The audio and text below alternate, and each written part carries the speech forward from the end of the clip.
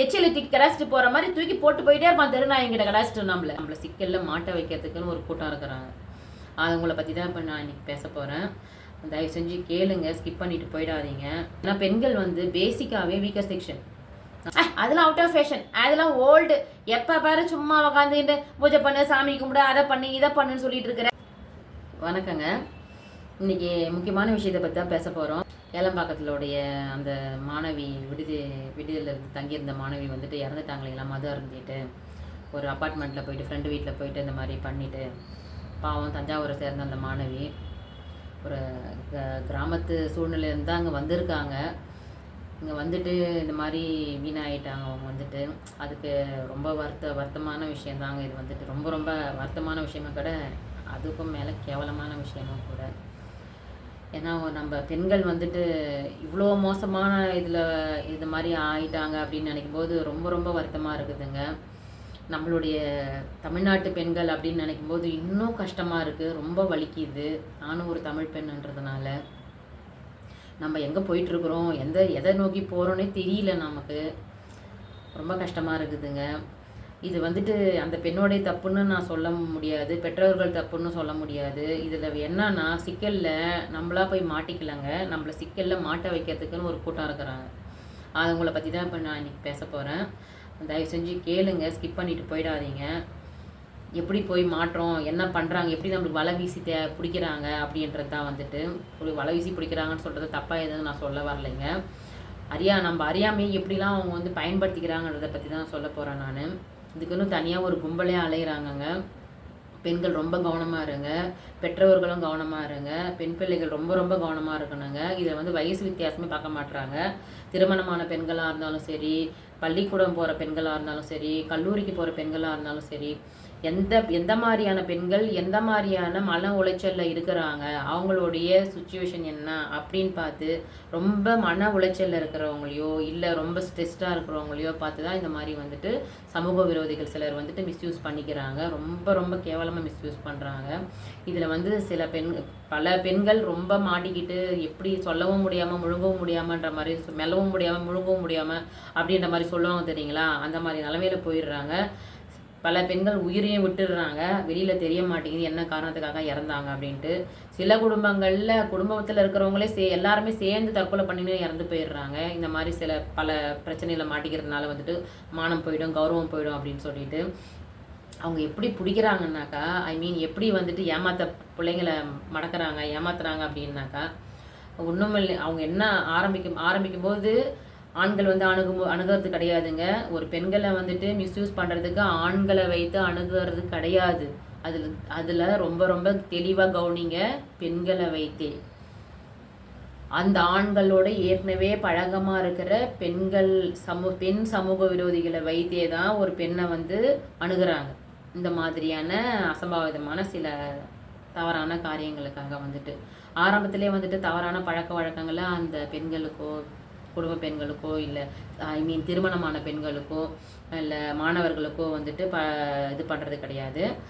ஆரம்பத்தில் ரொம்ப ஜென்டிலாக, ரொம்ப அன்பாக, ரொம்ப நாகரிகமாக எல்லாமே வந்துட்டு பண்பாடோட ரொம்ப இதுவாக வந்துட்டு தான் சாதாரணமாக ஒரு பார்ட்டிக்கு போகலாம். அப்படி பார்ட்டினா ஒரு சண்டே அவுட்டிங் போகலாம். ஃபஸ்ட்டு அப்படி தான், பாப்பா சும்மா எவ்வளோ நாள் எப்போ பாரு படிச்சுக்கிட்டே இருக்கேப்பா, என்னப்பா நீ கொஞ்சமாவது ரிலாக்ஸேஷன் வேணாமா, ஒரே ஸ்ட்ரெஸ்டாக இருக்குப்பா, பாப்பா கொஞ்சமாவது எங்கன்னா வெளியே போகலாம் அப்படின்னு சொல்லி கூப்பிடுவாங்க.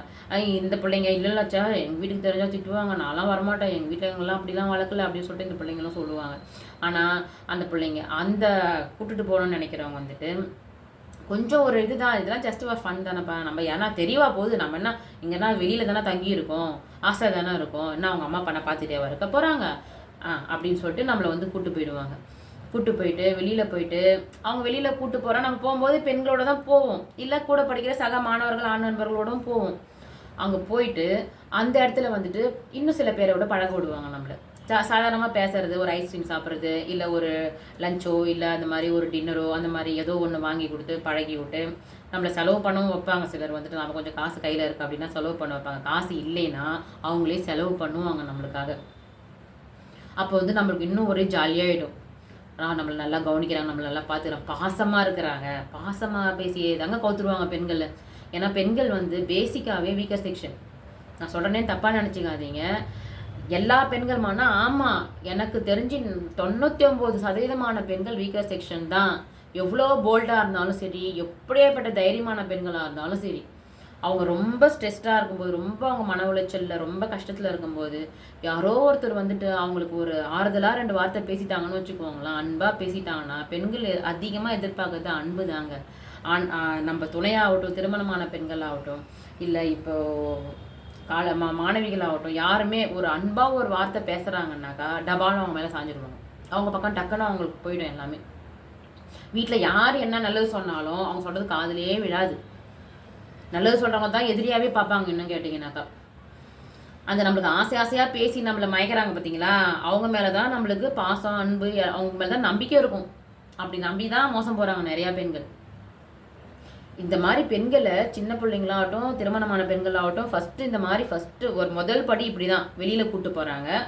அதுக்கு அடுத்த படி என்னன்னு பார்த்தீங்கன்னா, அவங்களுக்கு படிப்படியாக வந்துட்டு மது பழக்கத்தை உண்டு பண்ணி விட்டுடுறாங்க. குடிக்கிறதுக்கு பழக்கப்படுத்தி விட்டுடுறாங்க. அந்த வாசனையே பிடிக்கலன்னு சொல்கிற பெண்களில், பிள்ளைங்களில் கூட, இல்லைப்பா இதெல்லாம் இங்கே சாதாரண பச்சி, சென்னையில் வந்துட்டு இதெல்லாம் போயிட்டு ஒரு இதுவாக சொல்கிறேன், இதெல்லாம் சாப்பிட்லினா தான் இதெல்லாம் வந்துட்டு இதுவாக இருக்கும். நீ என்ன இப்படி இருக்கிற, சரியான பட்டிக்காடாகவே இருக்க, எப்போ தான் இந்த இதுக்கு கல்ச்சருக்கு வரப்போகிறேன்னு தெரியலையே, நம்மளாம் எப்போ தான் நம்ம இதுவாக மாடர்னாக இருக்க போகிறோமே தெரியலையே, இப்படியே இருக்க அப்படின்னு சொல்லிட்டு நம்மளை ரொம்ப டீஸ் பண்ணுவாங்க. நம்மளும் வந்துட்டு ஐயோ வச்சா நம்மளை ரொம்ப அசிங்கப்படுத்துறாங்க, கேவலப்படுத்துறாங்களே சொல்லிட்டு, அவங்க கல்ச்சர் தான் வந்துட்டு பெஸ்ட்டு கல்ச்சர் போல், நம்ம தண்ணி அடித்தாதான் நம்ம பெரிய இது போல், அப்போ தான் மாடர்னாக தெரியும் போல் அப்படின்னு சொல்லிட்டு அந்த பழக்கத்துக்கு கொஞ்சம் கொஞ்சமாக நம்மளை அடிமையாக்கி விட்டுருவாங்க. நமக்கு அந்த குடிப்பழக்கத்துக்கு போயிட்டோம்னாவே அந்த போதையில் எந்த போதையும் நம்மளுக்கு தெரியாது. அந்த கஞ்சா மற்ற போதை வஸ்துக்கள்லாம் சொல்கிறாங்க இல்லைங்களா, அது எனக்கு சரியாக நேம் தெரிய மாட்டேங்குது. ஆனால் எனக்கு கஞ்சான்றது அடிக்கடி சொல்லுவாங்க, நான் கேள்விப்பட்டிருக்கிறேன். அதனால் அந்த மாதிரியான போதை வஸ்துக்களை வந்து கொஞ்சம் கொஞ்சமாக மதுவிலே நம்மளுக்கு மிக்ஸ் பண்ணியோ அது கூடவே சேர்த்து நம்மளுக்கு வந்துட்டு கொடுக்க ஆரம்பிச்சிடுவாங்க. அப்போ அந்த மாதிரி நம்மளை பழக்கப்படுத்திட்டாங்கனாக்கா நம்ம சுயநினைவை எழுந்துருவோம். ஒரு பெண் வந்து என்ன வேணாலும் தண்ணி அடிப்பா, தம் அடிக்கிறா, எல்லாமே போகிறான்னு வச்சுக்கோங்களேன். ஆனால் ஒரு ஆண் நம்மளை தன்னை மிஸ்யூஸ் பண்ணுறான்னா எந்த பெண்ணுமே வந்துட்டு உஷாராக இருப்பாள் அந்த இடத்துல வந்துட்டு. ஆனால் அந்த மதுவுக்கு அடிமையான பெண்கள் சுயநினைவை இழந்திருக்கிற நேரத்தில் அவங்களால எதுவுமே பண்ண முடியாது. அதை தான் அவங்க எதிர்பார்க்குறாங்க. அந்த நிலைக்கு நம்மளை கொண்டுன்னு வர வரைக்கும் நம்மளை அப்படியே பொத்தி நம்மக்கிட்ட அப்படியே பாசமாக பேசி உருகி பேசி நம்மளை கவுத்துட்டு அவங்க பக்கம் நம்மளை இழுத்துட்டு போயிடுவாங்க. இந்த மாதிரி நம்மளை அடிமையாகிட்டு, போதைக்கு அடிமையாகிட்டு, நம்ம சுயநினைவை இழந்ததுக்கப்புறம் நம்மளோட உறவு வச்சுக்கிட்டு அதை வந்துட்டு அந்த உறவு வச்சுக்கினதை வீடியோ, ஃபோட்டோஸ் இந்த மாதிரி எடுத்து அதை வந்துட்டு அதை திரும்ப நம்மகிட்ட காமிப்பாங்க. காமிச்சிட்டு இந்த மாதிரி நீ மறுபடியும் இருக்கணும் அப்படின்னு சொல்லி நம்மளை ஃபோர்ஸ் பண்ணுவாங்க. நம்ம ஐயோ தப்பு பண்ணிட்டுமே நான் அழுவோம். அதுக்கப்புறம் யூஸ் கிடையாது. அந்த மாதிரி போய் மாட்டிக்கிட்டு பாழாயிட்டோம்னா அதுக்கப்புறம் யூஸ் கிடையாது. ஆனால் அதை காமிச்சு அவங்க வந்துட்டு ஒருத்தரோட இருந்ததை பல பேரோட நம்மளை இருக்க வைப்பாங்க. இல்லைன்னா வீட்டில் சொல்லிடுவேன், மீடியாவில் போட்டுருவேன், நெட்டில் விட்டுருவேன் அப்படின்னு சொல்லி நம்மளை மிரட்டுவாங்க. என்ன பண்ண முடியும்? அப்போது அந்த பயத்தில் அந்த திரும்ப அந்த பிள்ளைங்க தப்பு பண்ண ஆரம்பிக்குங்க. அந்த மாதிரி பண்ணுறவங்க ரெட் லைட் ஏரியா இருக்குது அங்கே போனான்னா அதுக்கும் அதுதான் லீகலாக பண்ணுறாங்கல்ல, அங்கே போனால் அதுக்கும் போக மாட்டாங்க. ஏன்னாக்கா அங்கே போனால் காசு கொடுத்து போகணும், அதெல்லாம் அவங்களுக்கு பிடிக்காது. இந்த மாதிரி இருக்கிற பிள்ளைங்கிட்ட காசு பார்ப்பாங்க. இந்த பிள்ளைங்களை வந்துட்டு பெரிய பெரிய பணக்காரங்கிட்ட உறவு வச்சுக்க பழகி விடுவாங்க. அப்போ அவங்களுக்கு நிறையா அதில் வருமானம் வருது. இதெல்லாம் சின்ன பிள்ளைங்களுக்கு தெரியாது. எதுவுமே தெரியாமல் போயிட்டு அந்த கும்பலில் போய் மாட்டிக்குவாங்க. எதுக்கு பெற்றவங்களை தாண்டி எதுக்கு போகிறீங்கன்னு கேட்குறேன் நான். இப்போ குடும்ப பெண்கள் ஆகட்டும், திருமணமான பெண்கள் ஆகட்டும், சாரி நான் குடும்ப பெண்கள் சொல்கிறது எல்லாருமே தான் குடும்ப பெண்கள். திருமணமான பெண்கள்னு சொல்கிறதுக்கு தான் நான் அப்படி தவறுதலாக சொல்கிறேன், என்னை மன்னிச்சிடுங்க. திருமணமான பெண்கள் ஆகட்டும் நிறைய பேர் இப்போ ஓடிட்டு இருக்கிறாங்க. அந்த மாதிரி நிறைய பேர் மாட்டிகிட்டு இருக்கிறாங்கன்னு தான் சர்வே சொல்லுது. நான் சொல்லலைங்க, சர்வே ரிப்போர்ட் சொல்லுது. நிறைய புகார்கள் காவல் நிலையத்துக்கு போய்கிட்டு தான் இருக்குது. இதில் சில பெண்கள் வெளியே வந்து காவல் நிலையத்துக்கு போயிட்டு புகாரும் கொடுக்குறாங்க. எதுக்கு தெரியாமல் பண்ணிடுறோம் ஒரு தப்பு, எதுக்கு போய் பண்ணுறீங்க? வீட்டில் எந்த வீட்டில் பிரச்சனை இல்லை, யாருக்கு பிரச்சனை இல்லை, கணவன் மனைவிக்குள்ளே பிரச்சனை எல்லாம் சகஜம். வீட்டில் பிரச்சனை இல்லைன்னா தான் அது அப்நார்மல். வீட்டில் பிரச்சனை இருந்தால் தான் அது நார்மல். ஒரு மனைவினாக்கா ஒரு கணவன்கிட்ட கிடைக்காத அன்பு நீ வேற ஒரு ஆடவர்கிட்ட கிடைக்கும்னு நம்பி போறான்னாக்கா அது எத்தனை நாளைக்கு உனக்கு கிடைக்கும்? அது உண்மையான அன்பா இருக்குமா? அவன் உன்னை வந்துட்டு கடைசி வரைக்கும் பார்த்துப்பானா? ஒரு கணவன், ஒரு தாலி கட்டின மனைவி அப்படின்ற அந்த உறவுல இருக்கிற பாதுகாப்பும் உனக்கு மற்ற ஆண்கள்கிட்ட கிடைச்சிருமா? சொல்லுங்க. அப்புறம் எதுக்கு நம்மளை கல்யாணம் பண்ணி வைக்கிறாங்க பெற்றவங்க? அவங்களுக்கு எதுவுமே தெரியாதா என்ன? எதுல நிம்மதி இருக்குதுன்னு நினைக்கிறீங்க நீங்க? நம்ம வீட்டை தேடுங்க. நிம்மதியை, பாதுகாப்பு எங்க இருக்கோ அங்க நிம்மதியை தேடுங்க. நிம்மதி நம்ம கையில தான் இருக்கு. எந்த பிரச்சனையுமே நம்மளால சமாளிக்க முடியும், சரி பண்ண முடியும். பெண்களால எல்லாமே முடியும். தெளிவு வேணும், அதுக்கு கொஞ்சோட அறிவு வேணும். இன்னைக்கு புருஷனை பிடிக்கல, புருஷன்கிட்ட ஏதோ ஒரு பிரச்சனைன்னு சொல்லிட்டு எவன் பின்னாடியோ போனா எத்தனை நாளைக்கு அவன் பார்ப்பான் உன்ன? உங்ககிட்ட அந்த அழகும் இளமையும் இருக்கிற வரைக்கும் தான். அதுக்கப்புறம் இல்லை நீ பணம் வச்சிருக்கனா உன் பணத்தை வரைக்கும், உன் பணத்தை பிடுங்குற வரைக்கும், உன் நகை இருக்குன்னா உன் நகையை பிடுங்குற வரைக்கும். அதுக்கப்புறம் தூக்கி தூக்கி எச்சில தூக்கி கடாச்சிட்டு போற மாதிரி தூக்கி போட்டு போயிட்டே இருப்பான் தெருநாயங்கிட்ட கடாச்சிட்டு நம்மள. அதுக்கப்புறம் ஐயோ போச்சு அம்மா போச்சு என்ன யாரும் என்ன பண்ண முடியும்? நீயும் தற்கொலை பண்ணின்னு சாக வேண்டியதான், உன் புருஷனும் தற்கொலை பண்ணின்னு சாக வேண்டியதான், உன் குடும்பமே தற்கொலை பண்ணின்னு சாக வேண்டியதான், உன்னை பெத்த பார்த்து உன் அம்மா அப்பா தற்கொலை பண்ணின்னு சாக வேண்டியதான். இதெல்லாம் தேவையா? கொஞ்சம் கவனமா இருங்க. பெற்றவர்களும் பிள்ளைகளை ரொம்ப கவனமா பார்த்துக்குங்க. பிள்ளைகளும் பெற்றவர்கள் மேல நம்பிக்கை வைங்க. அவங்க மேல அவங்களுடைய பாதுகாப்புல இருக்க பாருங்க. அதே மாதிரி பெத்தவங்க வந்துட்டு பிள்ளைங்களை ரொம்ப கண்டிக்கிறன்ற பேர் வழியில பிடிச்சி இருட்டி டைட்டா பிடிக்க கூடாதுங்க. பிள்ளைங்கிட்ட வந்து ஒரு நட்போட பழகணும். ஒரு பிள்ளைங்க வந்துட்டு நம்மளுக்கு எதுனாலும் வீட்டில் வந்து நம்ம சொல்லணும். அப்பா அம்மா கிட்ட வந்து சொல்லணும். பிள்ளைங்களுக்கு அம்மா அப்பாட்ட சொன்னால் நம்மளுக்கு சொல்யூஷன் கிடைக்கும், ஒரு பாதுகாப்பு கிடைக்கும். அவங்களுக்கு தேவை ஒரு டீனேஜர்ஸாக இருந்தாங்கன்னா அவங்களுக்கு தேவையானது ஒரு நல்ல அன்பான அறிவுரை. அது வந்துட்டு நீங்கள் அறிவுரைன்றதை விட அன்பான அக்கறை. அந்த மாதிரி பிள்ளைங்களை வந்து நீங்கள் ஹேண்டில் பண்ணீங்கன்னா பிள்ளைங்க வீட்டில் வந்து உங்ககிட்ட எல்லாமே ஷேர் பண்ணுவாங்க, நல்லது கெட்டது சொல்லுவாங்க. அவங்களுக்கு சரி தப்பு நீங்கள் சொல்லி கொடுக்கலாம். அதை விட்டுட்டு எதை பார்த்தாலும் இங்கே போவாது, அங்கே போவாது, இவனை பார்க்காது, அவனை பார்க்காது, ஏன் அவங்ககிட்ட பேசுன, யார் இது, உன் ஃபோனில் என்ன இது, யார்கிட்ட பேசியிருக்கிற, எதுக்கு இவங்ககிட்ட பேசுகிற அப்படின்னு வந்து ரொம்ப வந்துட்டு அந்த பிள்ளைங்களை வந்துட்டு இது பண்ணிகிட்டே இருக்காதீங்க.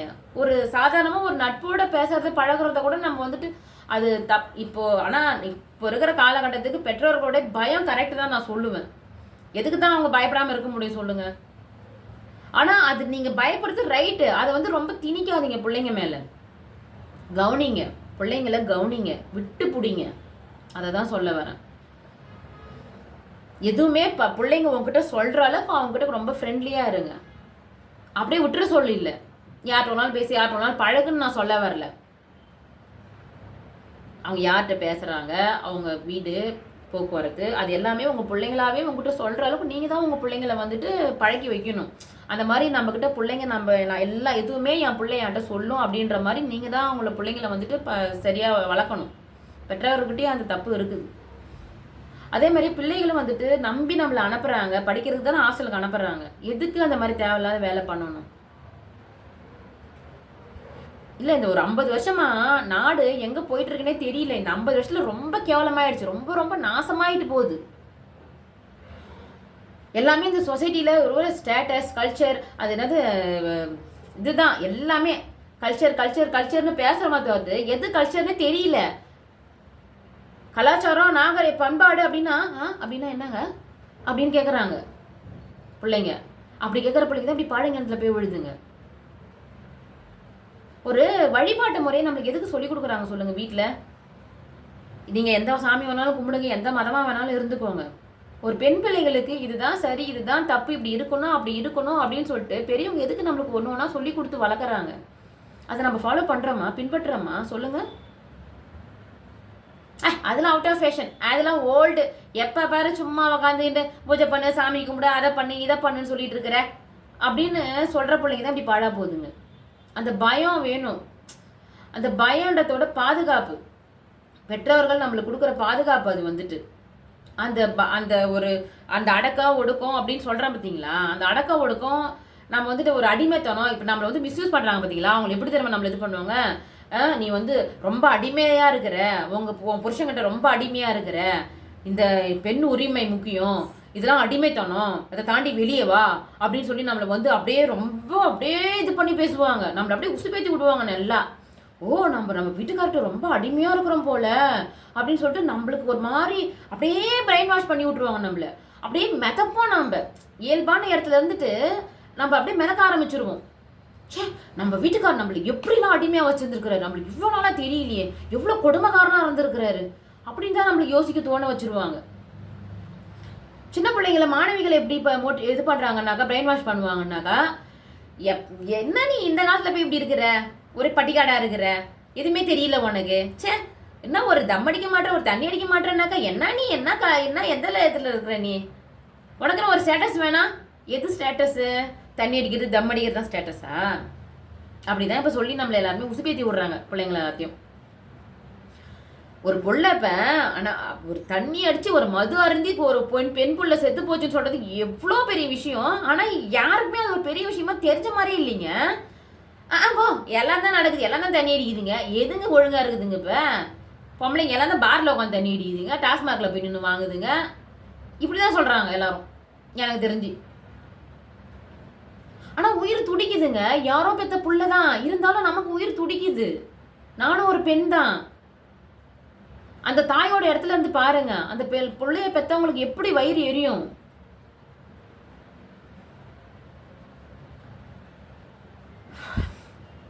சரிங்க, நான் முடிச்சுக்கிறேன், என்னால் முடியல. நீங்கள் வந்துட்டு பெற்றவர்களும் பிள்ளைகளை ஒழுங்காக வளங்க. பிள்ளைகளும் பெற்றவங்க மேலே பயன்றதோட மரியாதை கொடுங்க. பெற்றவங்க மட்டும்தான் நம்மளுக்கு நல்லது பண்ணுவாங்க, பெற்றவங்களால மட்டும்தான் நம்மளை பாதுகாக்க முடியும் அப்படின்னு பெற்றவங்களை நம்புங்க. உங்கள் பெற்றோரை நம்புங்க. பெற்றோருக்கு மேலே நம்மளுக்கு நல்லது சொல்கிறதுக்கு யாருமே இருக்க மாட்டாங்க. எப்பேற்பட்ட நட்பாக இருந்தாலும் சரி, நண்பர்களாக இருந்தாலும் சரி, தோழர்களாக இருந்தாலும் சரி. உன்னை பெற்று வளர்த்தவங்களுக்கு தெரியாது உன்னை எப்படி பார்த்துன்னு எப்படி பண்ணணும். நீ இப்போ நீ நல்லா படிப்ப, சொசைட்டியில் ஒரு நல்ல ஸ்டேட்டஸில் வரும், ஒரு நல்ல வேலையில் வருவன் தானே உன்னை இப்படி பார்த்து வளர்த்துருப்பாங்க. இப்படி அவங்களுக்கும் அசிங்கப்படுத்தி அவங்க எதுக்குடா பெத்தோன்னு நினைக்கிற அளவுக்கு ஆக்கிட்டு போயிடுச்சுல அந்த புள்ள. நாம தாங்க எல்லாமே சரி பண்ணணும். தப்பு சொல்லிக்கிட்டே இருக்கலாம் தான். இப்போ நான் சொல்ற மாதிரி யார் வேணாலும் தப்பு சொல்லிட்டு போயிடலாம். நான் பேசிட்டு போயிட்டே இருப்பேன். நான்